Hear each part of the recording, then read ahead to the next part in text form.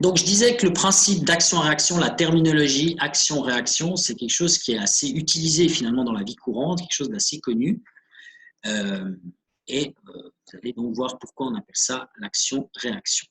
Alors, je commence tout de suite par une petite expérience qui doit se faire par deux, mais que vous ne pouvez pas faire puisque vous êtes seul, qui consiste à appuyer sur la main de son camarade ou de sa camarade et d'exprimer en fait, donc il y a une des deux personnes qui est censée être statique, donc ne pas bouger justement, et subir finalement, c'est cette personne-là, subir ce que l'autre personne lui fait, c'est-à-dire donc appuie sur sa main.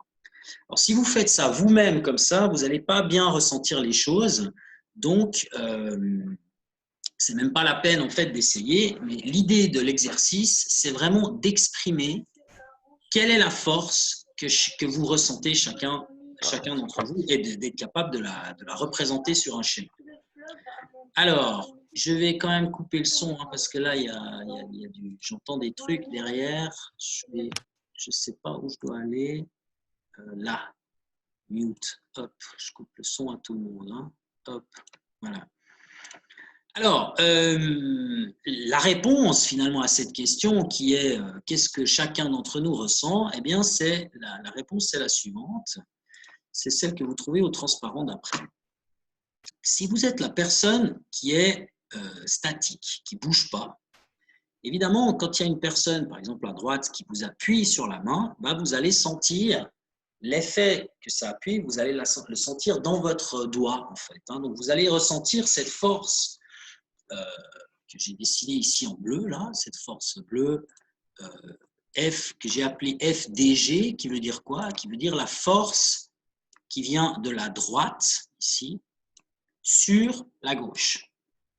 Vous, en tant que personne, on va dire, statique, passive, vous ressentez une force qui vous rentre dans la main.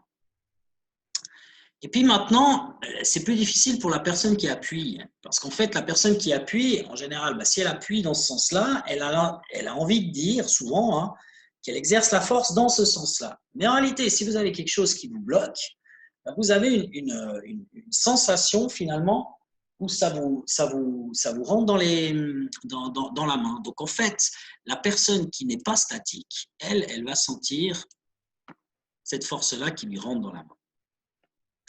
Alors, le résultat des courses, c'est que finalement, les deux forces que chacun des deux protagonistes ressent, eh bien, ce sont deux forces qui sont opposées, qui sont dans la même direction.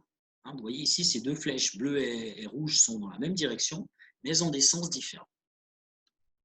Alors là où c'est le plus facile finalement de réaliser cette situation, c'est peut-être déconseillé de le faire, mais c'est si vous donnez un coup de poing dans un mur. Alors, si par exemple vous tapez dans un mur ou sur la table, qu'est-ce qui se passe? Eh bien, vous exercez cette force bleue que j'ai appelée la force du poing dans le mur, ici. Ça, c'est clair, c'est le poing ici qui tape dans le mur.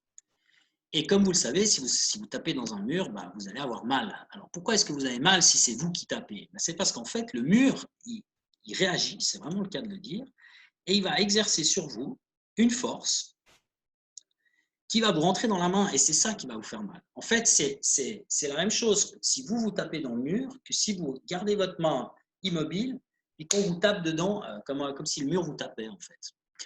La seule différence entre les deux situations, c'est qu'on ne peut pas imaginer que le mur a un cerveau, comme par exemple la personne qui était statique ici. On pourrait imaginer qu'elle résiste un petit peu, puis que c'est pour ça qu'on ressent cette force. Hein. Là, avec le mur, évidemment, le mur n'ayant pas de cerveau, il ne réagit pas de manière spontanée, de manière volontaire. Et donc, pourtant, l'effet est identique. Vous exercez une force dans le mur, en retour, le mur exerce sur vous une force, et encore une fois, cette force, elle a la même direction, mais elles sont les deux de sens opposés. Donc évidemment, le truc, c'est que plus vous tapez fort dans le mur, c'est ça aussi la chose, hein, c'est que plus le mur va vous rendre une force qui est importante aussi. Et donc, plus le mur tape fort dans votre main, plus vous avez mal finalement. Alors, la troisième loi de Newton, finalement, ça s'écrit comme ça, en fait. Hein. tout corps A qui exerce une force sur un corps B, c'est ce qu'on appelle l'action. C'est par exemple moi qui tape dans le mur.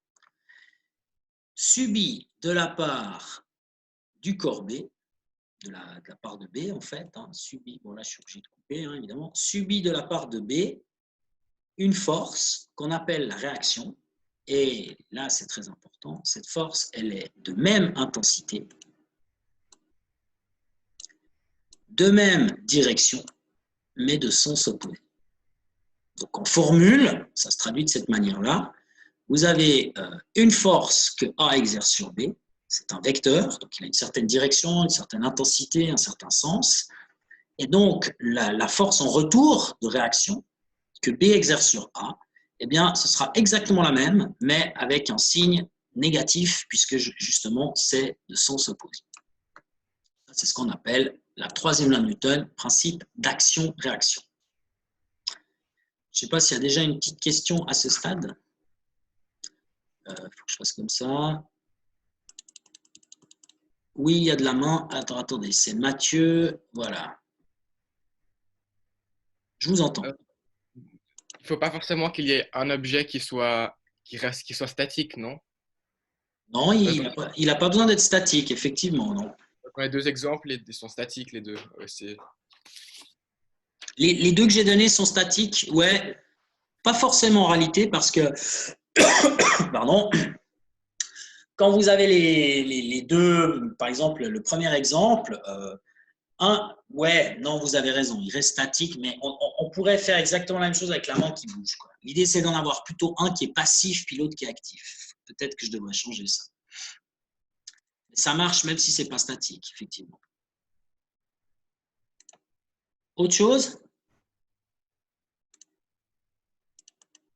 Je ne vois pas de main se lever. Alors, je continue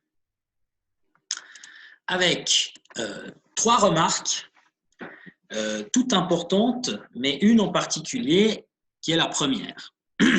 Alors, la première remarque, très très importante, action et réaction n'agissent pas sur le même corps.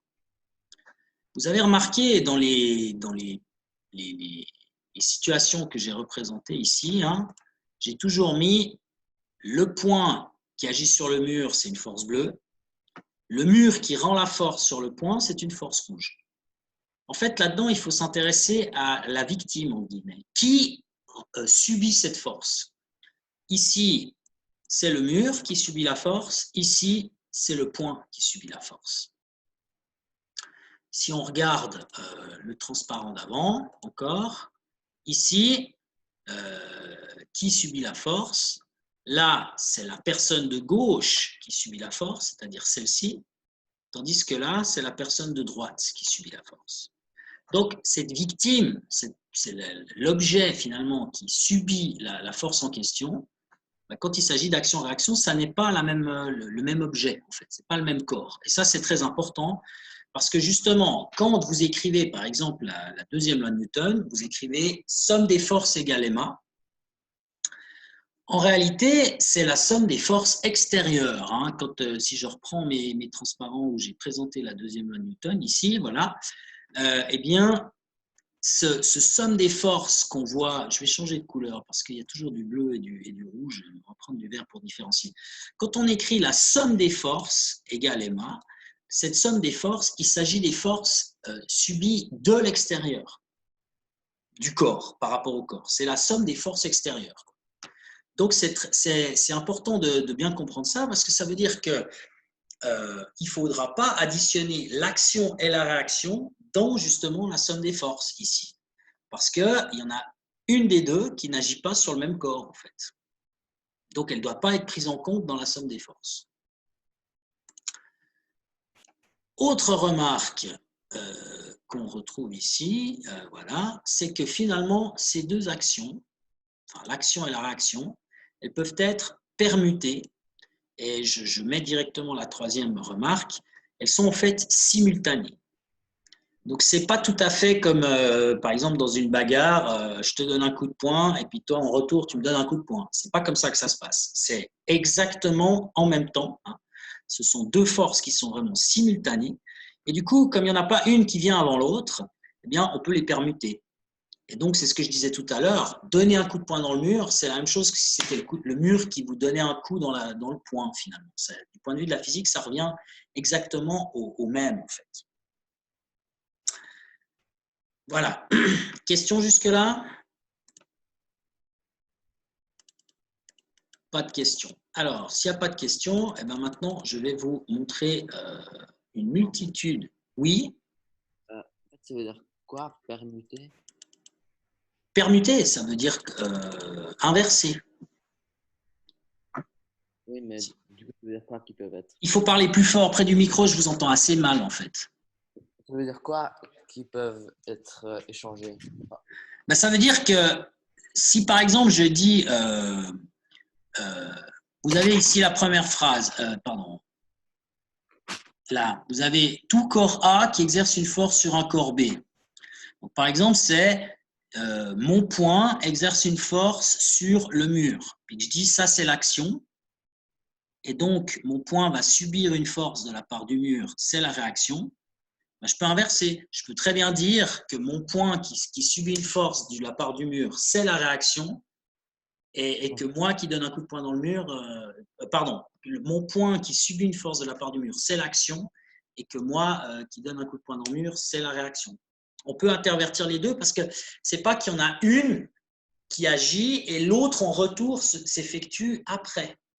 C'est vraiment exactement les deux en même temps, si bien que du point de vue de la physique, c'est identique de considérer l'une comme l'autre, l'une ou l'autre en fait. Donc il n'y a pas de, c'est pas dans le sens action-réaction, dans le sens qu'il y a une différence chronologique, quoi. Une action implique après une réaction. C'est vraiment simultané, ce qui fait que comme c'est simultané, on peut les intervertir.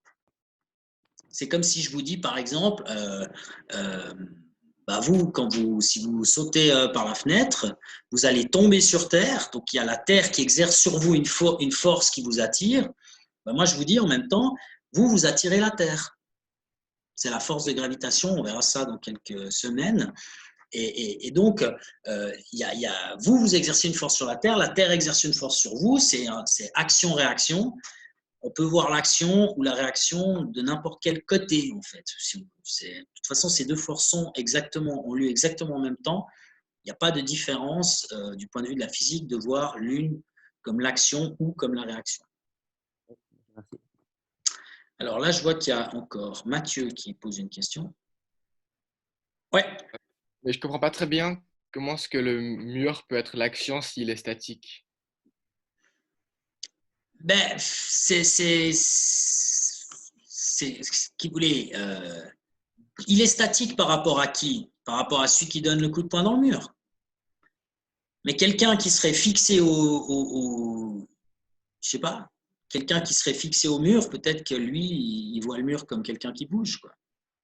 C'est toujours la même chose, c'est une histoire de relativité, ces histoires-là. C'est-à-dire que si vous, comment dire, si vous fixez dans une pièce, puis que vous voyez quelqu'un qui donne un coup de poing dans le mur, vous vous dites, bah, c'est le point qui bouge. Mais si vous êtes fixé sur le point, si vous êtes, je sais pas moi, un morceau de coronavirus qui est sur le point de celui qui tape dans le mur, et ben pour le morceau de coronavirus, c'est le mur qui lui vient de contre. Donc, pour lui, le mur n'est pas statique. Donc, c'est une histoire de relativité. C'est ce qu'on avait vu, le chapitre qui s'appelait, comment il s'appelait le dernier chapitre du cours? Il s'appelait j'ai un petit blanc là, le dernier chapitre de la comment on appelle ça, de la cinématique, c'était le chapitre, Mouvement relatif? voilà, exactement, 3.7, mouvement relatif, exactement, c'est ça.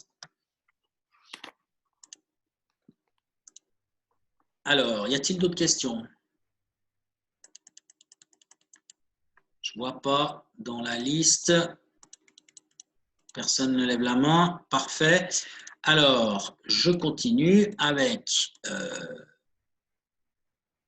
quelques exemples et quelques applications de la vie quotidienne qui font intervenir justement cette troisième loi de Newton. Vous allez voir, c'est très très fréquent qu'on utilise la troisième loi de Newton.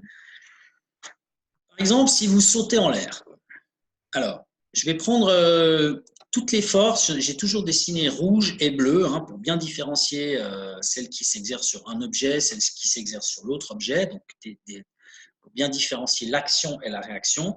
Donc, pour décrire tout ça, je vais prendre du vert, en fait, hein, pour être ni bleu ni rouge.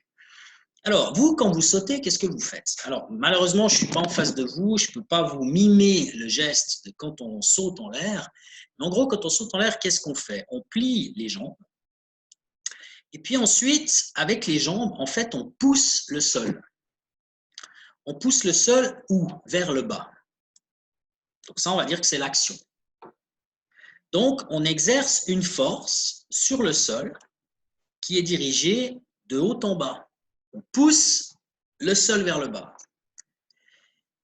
Le sol, lui, il va réagir. Donc, qu'est-ce qu'il va faire? Il va exercer la même force, donc de même intensité, de même direction, mais par contre, qui va être dirigée dans le sens inverse, c'est-à-dire vers le haut.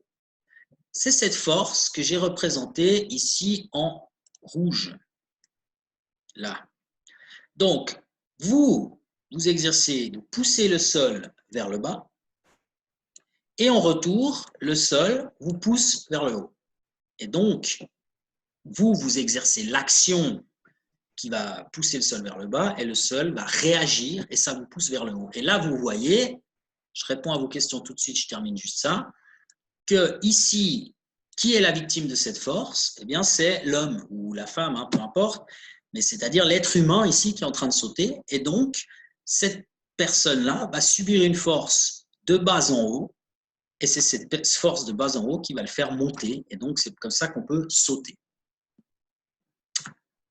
Alors, il y a 2-3 questions. J'ai vu Ondrej se manifester, donc je vais aller le trouver.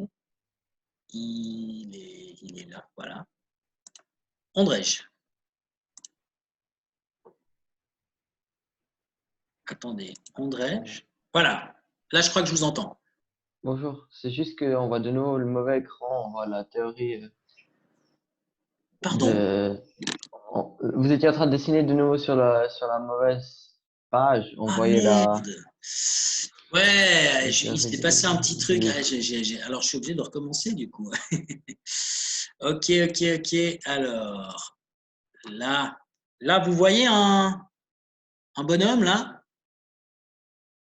Oui, Bon, ok. Alors, ok, merci. Hein, donc là, il y a eu d'autres questions. Donc, je vais voir. Ah, mais attendez, il y a peut-être. Donc, il y a eu Florent. Donc, on va demander à Florent. Il est où, Florent? Là. C'était la même chose du coup. C'était la même chose. Et puis, Ouais. Alisa, je pense que c'était la même chose. Hein?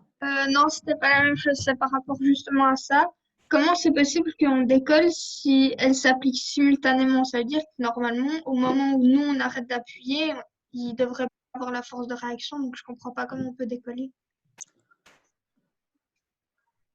Ben, je sais pas si, par exemple, vous faites un sport, Alisa? Oui, Quoi? de la danse, donc je saute. De la danse. Alors, bon, bon, la danse, bon, alors on va laisser tomber cette question. Prenons, je sais pas, par exemple, quelqu'un qui fait du volleyball. Eh bien, la personne, elle fait quoi? Elle va taper dans la balle au service. Donc, la force, elle est exercée uniquement lorsqu'il y a un contact dans la balle. Mais dès qu'il n'y a plus la force, c'est-à-dire dès que la balle a quitté la main, ben, la balle, elle continue d'avancer. Donc là, c'est la même chose. La force, elle est exercée au début. Elle permet au bonhomme de monter. Et dès qu'il ne touche plus le sol, évidemment, il n'y a ni action ni réaction quand il ne touche plus le sol. Mais la force, elle l'a quand même propulsé en l'air. Donc, il continue à monter. Puis après, il est soumis qu'à la force de pesanteur. Donc, évidemment, il va arrêter gentiment de monter. Après, il va retomber, comme on le sait très bien. Donc C'est pas ça qui l'empêche de bouger, quoi. Donc la personne, elle décolle à cause de la vitesse qu'elle a prise à cause de la force de réaction et pas à cause de la force qui agit.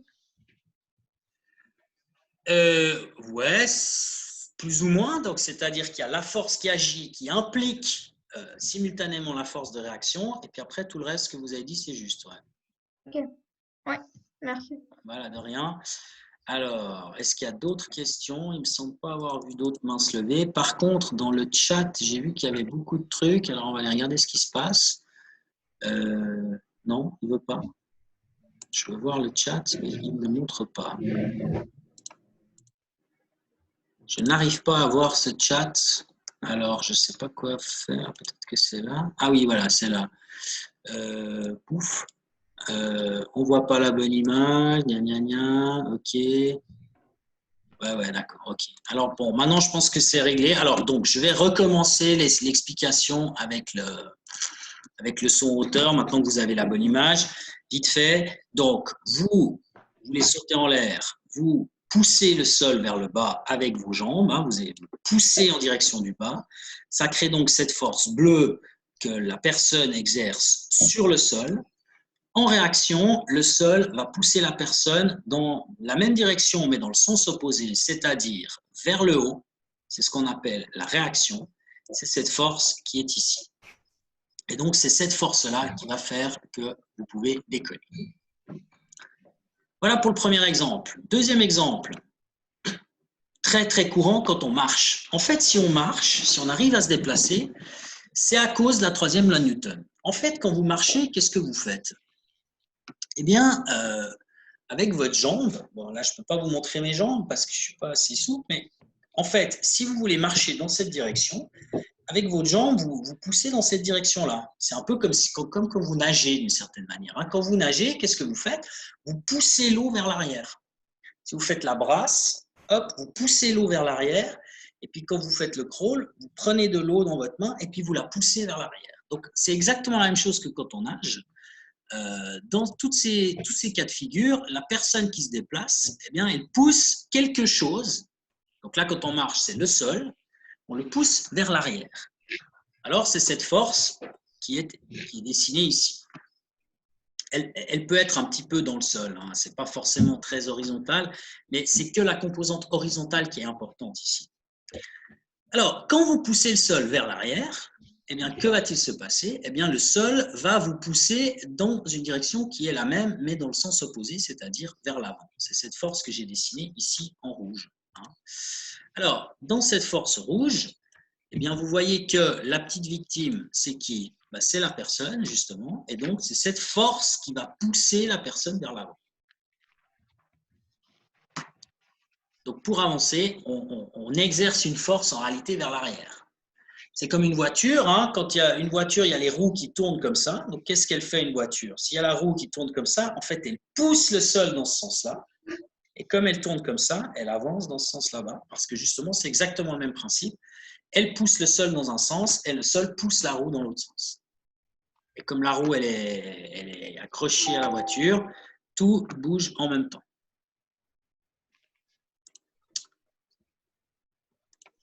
Autre exemple. Traction à la barre. Je n'ai pas une barre ici? Non, je n'ai pas une barre. Alors, bon, vous voyez tout à fait le mouvement, j'imagine. Quand vous faites des tractions à la barre, si vous en faites, prenez la barre comme ça, et puis, en fait, vous vous hissez à la barre. En réalité, ce que vous faites avec vos bras, c'est que vous tirez la barre, ici, vous la tirez vers le bas. La personne tire la barre vers le bas. Mais la barre, elle est fixe, donc ce n'est pas la barre qui bouge vers le bas. Alors, elle, qu'est-ce qu'elle fait? Elle réagit et elle va tirer la personne qui exerce l'action, mais dans un sens opposé, c'est-à-dire vers le haut. Vous voyez qu'ici, la victime de cette force, c'est la personne. Et donc, cette personne va subir une force qui va vers le haut. C'est pour ça qu'en exerçant ça comme ça, eh bien, en fait, c'est vous qui montez. Si vous êtes assez fort, bien entendu. Alors, donc il y a encore d'autres exemples. Hein. Alors là, malheureusement, j'ai pas mon petit équipement, mais bon, je vais faire une petite tentative. Je n'ai pas, ouais, je vais faire une tentative. Attention, la tentative consiste à faire un dessin en fait ici et à vous. Donc, vous voyez la feuille blanche là. Ouais, peut-être qu'il faut que je vous donne la parole quand même. Par exemple, je sais pas moi. Ici, Andrège, Dites-moi si vous voyez la feuille blanche. Oui, avec oui, les- oui, c'est Vous bon. avez vu que je dessine. Ok, alors c'est bon. Voilà. Bien. Alors, vous connaissez les ballons pour les anniversaires, là? On gonfle un ballon comme ça. Bon, moi, j'en ai pas, j'en ai au gymnase, donc ici, je suis obligé de vous faire imaginer. Donc, imaginons donc que je prends un ballon, je le gonfle. Et puis, non, je recommence. Donc, je prends un ballon, je le gonfle. Voilà. Et puis donc, avec les mains, je le tiens par ici. Voilà. Le ballon, il est gonflé ici. Si je le lâche, qu'est-ce qui se passe? Eh bien, si je le lâche, vous savez que le ballon, il va se déplacer, il va partir dans ce sens-là. Il va partir là. Après, il va virevolter un peu partout. Mais au tout début, si je le tiens comme ça, eh ben, il part dans le sens opposé justement au trou. Alors, pourquoi ça? Oula, je ne voulais pas faire ça. Je voulais juste effacer la flèche là. Pourquoi est-ce qu'il part dans ce sens-là? Eh bien, il part dans ce sens-là parce que, en fait, il y a plusieurs forces qui agissent, que je vais dessiner avec des petites flèches ici, hein. C'est-à-dire que les parois du ballon, en fait, elles compriment de l'air. Donc, chaque morceau de paroi exerce une petite force, hop, comme ça, qui va comprimer l'air qui se trouve à l'intérieur. Non, pardon, plutôt comme ça, hop, allez, voilà, une comme ça, bon, je ne vais pas en faire 36, hein, je vais écarter un petit peu les trucs, voilà, comme ça. Donc l'air se trouve comprimé à cause de ces forces. Alors, au moment où vous libérez le trou parce que vous lâchez le ballon, qu'est-ce qui va se passer? L'ensemble de ces forces va être canalisé en direction justement du trou. L'air qui est comprimé ici, il va donc avoir la possibilité de sortir et donc il va y avoir ici une force globale qui va pousser l'air en direction de l'arrière justement du ballon. Donc cette force-là, je vais l'écrire en rouge, c'est une force que l'air exerce sur... Non, pardon, c'est une force que le ballon exerce sur l'air. Voilà. Bon, il manque le vecteur pour être tout à fait précis, mais on a compris le système. Alors, en réaction, qu'est-ce qui va se passer? Ben, il va y avoir une force qui est identique, mais de sens opposé. Donc, une force comme ça. Et les protagonistes sont inversés. Donc, les protagonistes, c'est qui dans cette histoire? Eh bien, ce sera ici une force. J'inverse ici. C'est plus le ballon qui exerce sur l'air, c'est l'air qui exerce sur le ballon. Et donc, pourquoi il me fait un truc pareil? Bon, ok, on va dire que c'est comme ça. Donc, cette force qui est ici, je vais reprendre mon truc vert, voilà. Cette force qui est ici, c'est la réaction. Qui subit la force? Eh bien, c'est le ballon. Donc, c'est pour ça que la force étant dirigée vers l'avant, ici vers la droite, en fait, eh bien, c'est pour ça qu'on voit le ballon partir vers la droite. Des questions là-dessus? Alors, ça, c'est le principe de base. Je vais arrêter le partage s'il n'y a pas de questions. Voilà. Et je vais reprendre un partage avec ça. Ça, c'est le principe, ce que je viens de vous expliquer. Ah, voilà Mathieu qui lève la main au moment où j'ai tout enlevé. Alors, j'espère que ce n'est pas une question là-dessus, hein. Il est où? Je ne vois plus. J'ai juste. Ah, voilà, je vous entends et je vous vois. Ouais, dites-moi. Oui. Comment la balle exerce la force sur l'air, c'est, je n'ai pas super bien compris en fait. Bah, si vous voulez, le ballon, c'est élastique, donc il comprime l'air comme ça, à l'intérieur. Tant qu'on tient le ballon fermé, bah, cet air il est comprimé à l'intérieur, mais dès que vous laissez une ouverture, bah, l'air qui est comprimé, il peut sortir. Bah, pourquoi il sort? Parce que le ballon pousse l'air et que c'est la seule sortie possible. Mais le ballon, il exerce toujours la même force sur l'air même quand le ballon est fermé? Non, parce que quand le ballon est fermé, toutes ces forces, elles se compensent parmi. Ah, ok, oui. Tandis que dès que vous laissez une ouverture, l'air part, et donc du coup, là où il y a l'ouverture, il n'y a plus la force, justement, puisqu'il y a l'ouverture. Donc, du coup, il y a un déficit de force de ce côté-là, puis toutes les autres forces, elles gagnent, en fait. Oui. Voilà. Alors, donc, ce principe que je viens de vous montrer, là, c'est un principe qu'on retrouve, c'est le principe de base, on va dire, du moteur à réaction ou des fusées, en fait. Alors, par exemple, une fusée, vous pouvez faire exactement la même chose avec un moteur à réaction. Eh bien, qu'est-ce que c'est qu'une fusée? Une fusée, elle va éjecter des gaz vers l'arrière. Alors, on le voit ici dans le schéma. Une fusée, en fait, il y a des explosions de gaz qui se font, de carburant, qui se font à l'intérieur de la fusée. La forme allongée de la fusée fait que ces explosions, le résultat de l'explosion, les gaz, sont expulsés dans une direction bien particulière qui est vers l'arrière de la fusée. Là, en l'occurrence, c'est même vers le bas. Mais si la fusée elle était changée de sens, eh bien, c'est de toute façon vers l'arrière de la fusée. Donc, cette force bleue, c'est une force que la fusée exerce sur les gaz. Elle les propulse vers l'arrière. En réaction, les gaz ils vont exercer une force de même intensité, mais de sens opposé, c'est-à-dire vers l'avant de la fusée. Quand la fusée elle est verticale, c'est donc vers le haut. Et là, qui est la victime de cette force? Eh bien, de la force rouge, la victime, c'est la fusée. Donc, cette fusée, elle va subir cette force rouge, et donc, c'est comme ça qu'elle peut donc décoller, en l'occurrence ici. Voilà. C'est une question de Mathieu, là, en fait. Ouais. J'ai pas levé la main. Ok, alors vous ne l'aviez pas baissé de tout à l'heure. Ok, c'est bon, c'est réglé. Alors, ce qui est important ici dans cette histoire, c'est de voir que ce principe d'action-réaction, ça fonctionne dans l'air, mais aussi dans le vide. En fait, il n'y a pas d'importance ici du milieu extérieur. Ce n'est pas comme quand vous nagez. Quand vous nagez, c'est vous qui exercez une force sur l'eau. Et donc, du coup, l'eau exerce une force sur vous. Donc là, évidemment, s'il n'y a pas d'eau, ça ne marche pas. On ne peut pas nager ailleurs que dans de l'eau. Quand vous marchez, vous exercez une force sur le sol. Et donc, du coup, le sol, en retour, exerce une force sur vous. Donc là, il faut qu'il y ait un sol. Tandis qu'ici, ce n'est pas la même chose, puisque le gaz, il est initialement déjà dans la fusée. Donc, en fait, l'idée, c'est d'éjecter le gaz dans un sens.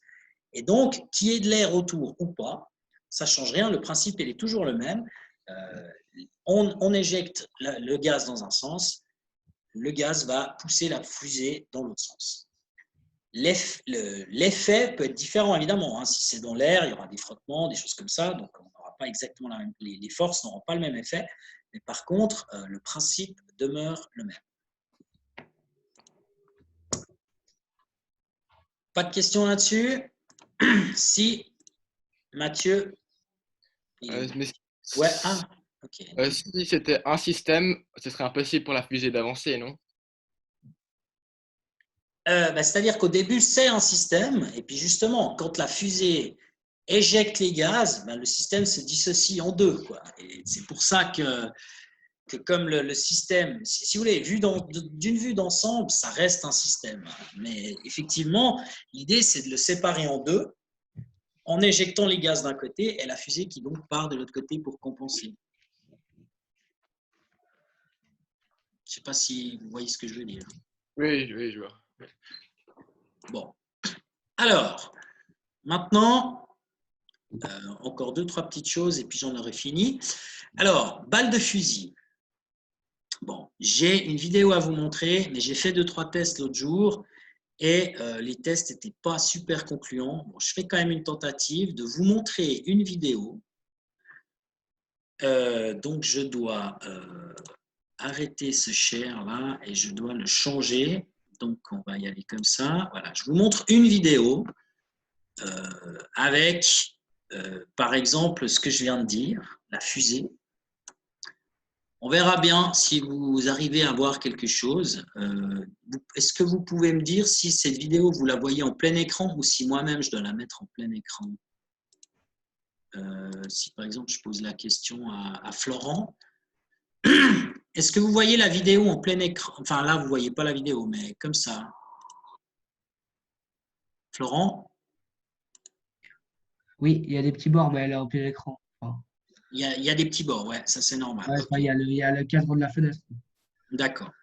Bon, alors, bon, je vais la mettre en plein écran aussi, mais je pense que c'est... Ouais, oui, ça. Ouais. Enfin, Je pense que c'est pas terrible, hein, la vidéo. Mais enfin bon, elles sont pas longues, je vais essayer. Peut-être vous comprendrez quand même l'histoire. Alors là, je vous explique brièvement. Je vais mettre des annotations vertes là, ici. Vous avez ici un bonhomme qui a une bouteille remplie d'eau ici. Ouais, là quand même, hein, je vais mettre du rouge. Ici, là, vous avez une bouteille qui est remplie d'eau et puis grâce à un compresseur ici, il va injecter de l'air à l'intérieur de la bouteille et cet air va donc, comme l'air est plus léger que l'eau, s'accumuler là-haut, en haut. Et donc, plus il met de l'air, plus la pression de l'air augmente, puis au bout d'un moment, il ne va plus pouvoir tenir.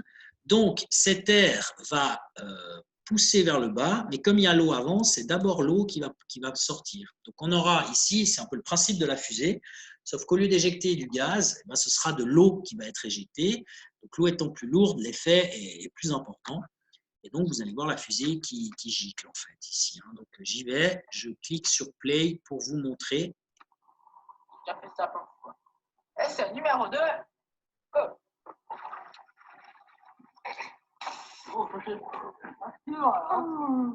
bon, bah, c'est ça. Il n'a pas de chance. T'es trouvé au mauvais endroit, au mauvais moment. Bon. Alors, je ne sais pas si vous avez bien vu, mais effectivement, l'eau, la bouteille part sous l'effet donc, de ce que je vous ai montré tout à l'heure. C'est le principe de la fusée. Est-ce qu'il y a une question à ce stade? On dirait que non. Alors, je vous montre maintenant deux autres vidéos qui sont assez rigolotes. Alors, vous avez donc ici, dans cette vidéo, un monsieur qui, je suppose, est américain, mais j'en sais rien, qui va donc tirer au fusil. Et je ne sais pas si vous avez remarqué le petit geste qu'il a fait un peu de frimeur au tout début, que je vous remontre là, hop, tac. Hein, voilà, il a fait un petit geste. Et donc, regardez la position qu'il adopte pour tirer. Voilà. Donc, c'est une position qui n'est pas idéale, hein, étant donné que le fusil, ben voilà, il va se passer une chose à cause du principe d'action-réaction. Et lui, il va en être victime de cette chose. Je vous laisse admirer la suite. Voilà. Donc là, on voit peut-être un peu mieux parce qu'il y a un ralenti. Voilà. Alors, l'idée, c'est que, attendez, je vais remettre au moment voulu. Moi, je ne me rends pas bien compte de la qualité de l'image que vous avez, en fait. Hein. Voilà. Alors, l'idée est la suivante. Donc, quand ce bonhomme appuie sur la gâchette, qu'est-ce qui va se passer? Il y a une explosion dans la balle de fusil, la cartouche, la douille, enfin la poudre qui est dans la douille explose. La forme du fusil fait finalement que le fusil éjecte une balle dans cette direction. Donc, on peut dire qu'en rouge, c'est la force que le fusil exerce sur la balle. Donc forcément, en retour, la balle va exercer une force sur le fusil qui est dans le sens contraire, qui est dans ce sens-là. Donc c'est une force que la balle exerce sur le fusil. Donc ça veut dire que le fusil aura tendance à partir en arrière, et lui, il se le prend d'ailleurs dans les dents, cette histoire-là. Autre vidéo qui reflète la même chose, que je vous montre encore ici, après c'est fini, hein, j'en ai plus d'autres. Vous avez ici une dame. Voilà, vous avez ici une dame qui tient un pistolet. Hein, vous le voyez ici, le pistolet, enfin, je ne sais pas si vous le voyez, là il y a un pistolet ici. Et puis elle le tient de manière pas très conventionnelle, il faut quand même bien le dire. Et donc, que va-t-il se passer quand elle va appuyer sur la gâchette? On peut se poser la question, on peut y répondre.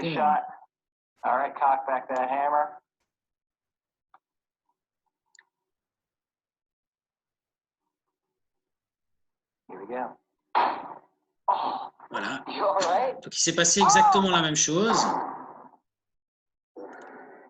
Voilà. Donc, au moment où cette personne tire la même chose, hein, il y a l'explosion de la poudre qui est dans la douille, qui va donc, qui est canalisée dans le tube du tuyau, le tube du pistolet, le canon, hein, ce qu'on appelle le canon.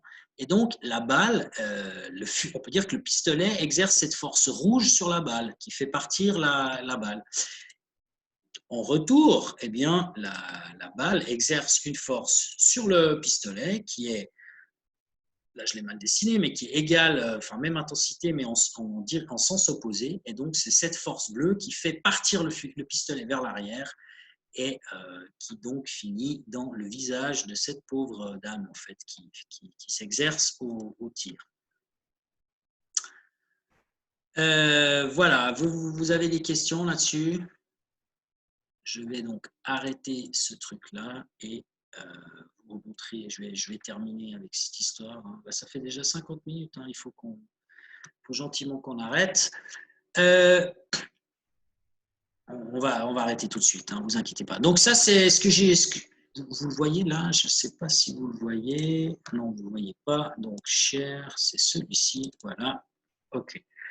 Donc, ce que je viens de vous montrer ici, c'est le phénomène recul, en fait, hein, le phénomène de recul, balle de fusil. Donc, c'est aussi une application indépendante hein, de notre volonté de la troisième loi de Newton. Quand on tire avec un canon, on voit le canon qui part dans l'autre sens. C'est ce qu'on appelle la force de recul. C'est aussi dû à la troisième loi de Newton. Alors, maintenant, dernier exemple, qui est, selon moi, un des plus importants, c'est un corps qui chute sous l'effet de la pesanteur. Une erreur très fréquente, j'ai même vu des collègues profs faire cette erreur. L'erreur, c'est de croire que le soutien est une réaction à la force de pesanteur. Et ça, c'est faux. Même si on est dans cette situation-là. Donc, quand je vous ai présenté la force de soutien, elle était ici. Voilà. Ça, c'est la force de soutien. Quand je vous ai présenté ça, je vous ai montré ça, en fait. Hein. Et là, effectivement, on voit une situation qu'on pourrait penser qu'elle est analogue à une situation d'action-réaction. En réalité, ça n'est pas une histoire d'action-réaction parce que le poids, c'est une force que la Terre exerce sur le bloc et le soutien, c'est une force que le sol exerce sur le bloc. Donc, la victime ici, dans les deux cas de figure, c'est le bloc. C'est donc le même objet qui subit ces deux forces. Donc, du coup, ça n'est pas une histoire d'action-réaction. Parce que dans l'action-réaction, je vous rappelle que c'est deux objets différents qui subissent et qui exercent ces forces. C'est l'une objet A sur objet B ou objet B sur objet A. Donc ici, on n'est pas dans un cadre avec le soutien et la force de pesanteur, on n'est pas dans un cadre d'action-réaction. Et d'ailleurs, comme les deux forces agissent sur le même corps, on peut les mettre ensemble dans la deuxième loi de Newton. Alors, je vous ai vu, Micha, mais enfin, je vais quand même vous répondre. Il est où? Là. Ouais. Dans le cas que vous venez de nous montrer avec l'objet, est-ce qu'on pourrait dire que le deuxième objet qui exerce des forces sur le premier objet, c'est la Terre ou pas?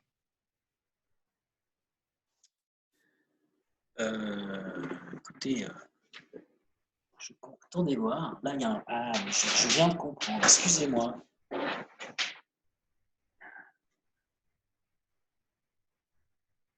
ne sais pas ce qui se passe. J'ai un problème de batterie qui est méchant. Je ne comprends pas trop.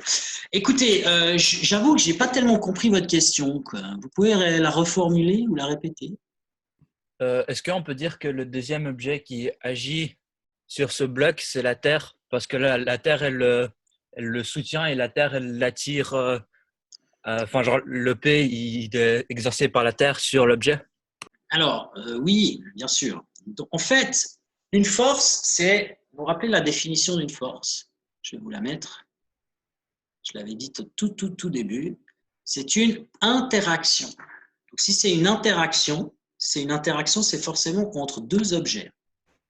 Donc, une force, c'est toujours un objet qui exerce sur un autre objet. Donc, quand il y a une force, il y a forcément une réaction, toujours. Sauf que la plupart du temps, on s'en fout de cette réaction. Par exemple, ici, quand je vous ai parlé de… si je reprends cet exemple-là, effectivement, si l'objet, le bloc, subit une force de pesanteur de la part de la Terre, eh bien, il y a une réaction qui est que ce bloc attire la Terre. Mais comme dans le problème, on s'en fout du comportement de la Terre, eh ben, on ne s'intéresse pas à la force que l'objet exerce sur la Terre. On s'intéresse qu'à la force que la Terre exerce sur l'objet. C'est comme la force de soutien ici. La force de soutien, c'est une force que le sol exerce sur l'objet. Mais il y a aussi une force que l'objet exerce sur le sol, qui a un soutien inversé d'une certaine manière et qui est évidemment lié au poids de l'objet. Mais qui n'est pas le poids de l'objet, c'est la force de contact vers le sol. Et cette force-là que le sol subit, en général, on ne s'y intéresse pas. Donc c'est pour ça qu'on la représente jamais et que celle qui nous intéresse, en l'occurrence, c'est toutes les forces qui s'exercent sur le bloc. D'accord, merci beaucoup. Il n'y a pas de quoi. Alors, j'en arrive au dernier exemple ici, qui est vraiment lié à la question de Micha juste avant. C'est que par exemple, si vous avez un objet qui chute sous l'effet de la pesanteur, comme c'est le cas ici dans ma représentation. Vous avez donc un objet là, que j'ai fait exprès pas posé à la surface de la Terre. Cet objet, il va chuter. Donc, c'est par exemple, donc, quelle est cette force? C'est la force que la Terre exerce sur le corps qui est ici. Donc, cette force, elle est dirigée vers le centre de la Terre.